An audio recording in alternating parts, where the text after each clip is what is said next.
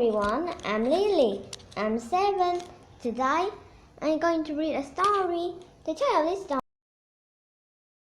story is Long ago in China, a young prince ordered a blacksmith named Yu to build him the greatest sword. It must have the strength of brass, the gentle kiss of silver, and the beauty of gold.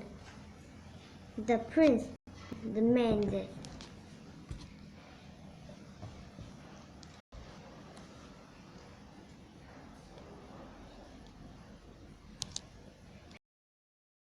Right away, he gathered all of the brass, silver, and gold in his workshop. He melted them together in a large cauldron over a hot fire. You then poured the metal into a bell cask. He waited for the liquid metal to cool and harden. You had a daughter named Chloe. Chloe loved her father. Every day she wore her favorite pearl slipper. They were a gift from her father. Then she watched her father cast the bell. Father, may I help you? She asked. No, my daughter, you replied. This bell is my duty, and my duty alone. The next day, the bell casting was open. Chloe came to the workshop to watch the prince arrive and struck the new bell. The bell cracked and turned to dust. The prince grew angry. Try again, he shouted, and this time use finer material. Chloe was sad for her brother.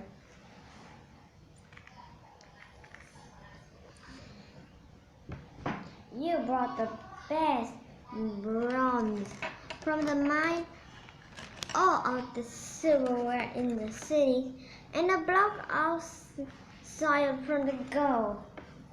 From the prince's own home, he mixed them in the red hot cauldron. Then he had the bubbling metal blessed by the high priestess of the temple. When the bell was done, the prince came back to Yu's workshop. The prince struck the bell. It shattered into pieces. You have failed again.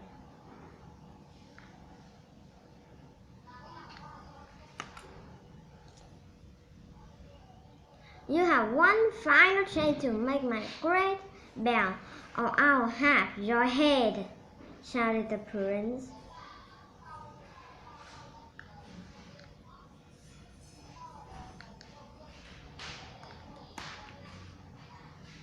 You sat in his chair. He was doomed.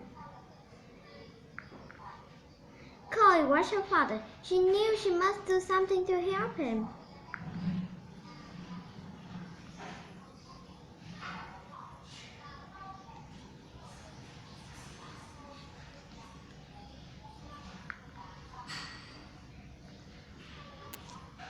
That night she went to the temple to say a prayer for her father. As she left the temple, Chloe saw an old woman struggling up steep stairs.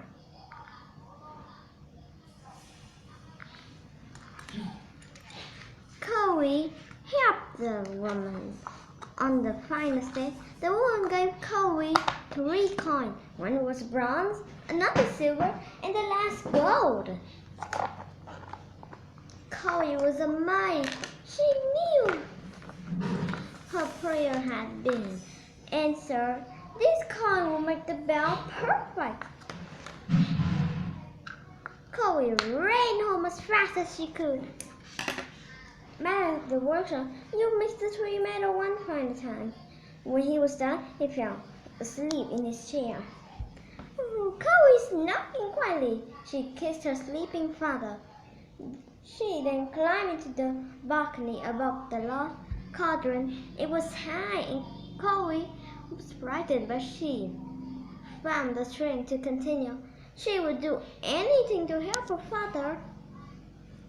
Chloe threw the coin into the boiling cauldron.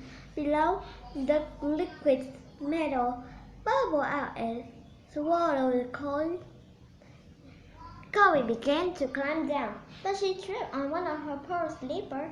She cried out as she fell into the cauldron. Hearing the cry, Dew awoke. He dashed out of his chair. You was too late. You let out a great wail and fell to his knees. He held her tiny purse, lacy slipper, the one she had tripped on, and cried. Inside the cauldron, the metal began to glow pearly white. The next day, the bell was cast from his metal. This final casting produced the great bell of the temple.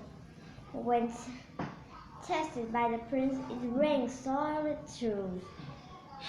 It said that the beautiful ring of the great bell is the voice of sweet Chloe singing the praises of her father's work.